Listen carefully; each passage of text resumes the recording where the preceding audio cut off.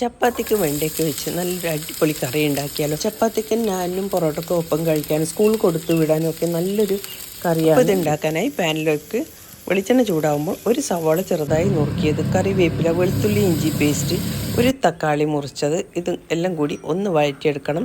തക്കാളി ഒന്ന് വഴണ്ടി വരുമ്പം അതിലേക്ക് നമ്മൾ ഈ മുറിച്ച് വെച്ചിരിക്കുന്ന വെണ്ടയ്ക്കയാണ് ചേർത്ത് കൊടുക്കുന്നത്. വെണ്ടയ്ക്ക നന്നായി വഴറ്റിയെടുക്കണം കേട്ടോ, അല്ലെങ്കിൽ അതിനൊരു വഴുവഴുപ്പ് ഉണ്ടാവും.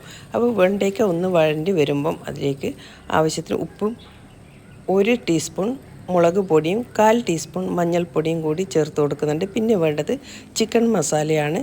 1 സ്പൂൺ ചിക്കൻ മസാലയും കൂടി ചേർത്ത് എല്ലാം ഒന്ന് പച്ചമണം മാറുന്നവരെ നമുക്ക് വഴറ്റിയെടുക്കണം. സവാളയൊന്നും ബ്രൗൺ കളർ ആവണ്ട, പക്ഷേ എല്ലാം ഒന്ന് വഴണ്ടി വരണം. ഇപ്പോൾ ഇതിലേക്ക് ഞാൻ 1/4 ഗ്ലാസ് വെള്ളം ചേർത്ത് കൊടുത്തിട്ടുണ്ട്. ഇനി ഇതിലേക്ക് കസൂരി മേത്തിയാണ് ചേർത്ത് കൊടുക്കുന്നത്.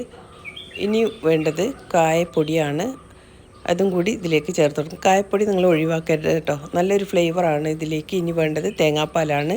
ഒരു 1/4 ഗ്ലാസ് തേങ്ങാപ്പാൽ കൂടി ചേർത്ത് കൊടുത്തിട്ടുണ്ട്. നിങ്ങൾക്ക് ഗ്രേവി കൂടുതൽ വേണമെന്നുണ്ടെങ്കിൽ തേങ്ങാപ്പാലിൻ്റെ അളവ് കൂട്ടിക്കൊടുക്കാം. ഇനി ഇതൊന്ന് മൂടി വയ്ക്കാം. ഇതിലേക്ക് നമ്മൾ ആദ്യം പച്ചമുളക് ചേർത്ത് കൊടുത്തിരുന്നു, അതുകൊണ്ടാണ് മുളക് പൊടി 1 ടീസ്പൂൺ മാത്രം ചേർത്ത് കൊടുത്തത്. എരിവ് കൂടുതൽ വേണമെന്നുണ്ടെങ്കിൽ പച്ചമുളക് കൂട്ടിക്കൊടുക്കാം. ഇനി ഇതിലേക്ക് 1/4 ടീസ്പൂൺ പഞ്ചസാര കൂടി ചേർത്ത് ഒന്നുകൂടി മൂടി വെച്ചിട്ടുണ്ട്. ഇതായിപ്പോൾ നമ്മുടെ വെണ്ടയ്ക്ക മസാല ഇവിടെ റെഡി ആയിട്ടുണ്ട്. വളരെ ടേസ്റ്റിയാണ് കേട്ടോ, വളരെ പെട്ടെന്ന് തന്നെ നമുക്ക് ഉണ്ടാക്കിയെടുക്കാം. അപ്പോൾ നിങ്ങൾക്ക് എല്ലാവർക്കും ഇഷ്ടമായെന്ന് കരുതി, ഇഷ്ടമായെങ്കിൽ ലൈക്ക് ചെയ്യാനും സപ്പോർട്ട് ചെയ്യാനും മറക്കല്ലേ. താങ്ക്